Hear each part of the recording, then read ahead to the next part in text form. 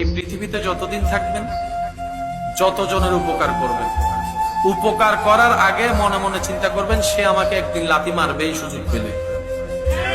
আপনি যারই উপকার করবেন এটা মাথায় বসায় ফেলেন, সে সুযোগ পেলে পিছনে পিঠে দ্বিধাবোধ করবে।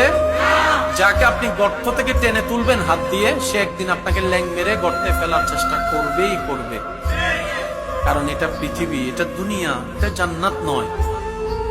দুনিয়াতে চিরস্থায়ী সুখ বলতে কোনো শব্দ নেই, দুনিয়াতে চিরস্থায়ী শান্তি বলে কোনো শব্দ নেই। সেজন্য মুমিনরা বড় বুদ্ধিমান। মুমিনরা বলে কান্না করি আর হাসি, দুনিয়ার টাইম তো চলে যাচ্ছেই যাবে।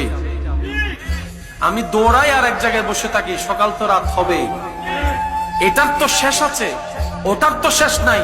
সুতরাং এই দুনিয়ার জীবন আমি সহ্য করে, ধৈর্য ধরে, শুকরিয়া করে, কোন রকম কাটাই ফেলে, ইবাদত করে, ইমানটা ঠিক রেখে আল্লাহ তাআলা আমাকে হাসরের ময়দানে পরকালীন জীবনে এমন নিয়ামত দান করবেন যেটার কোনো শেষ নাই, সেটার কোনো শেষ নাই, যে নিয়ামতের সুখের শান্তির কোনো অভাব নাই। সুবহানাল্লাহ।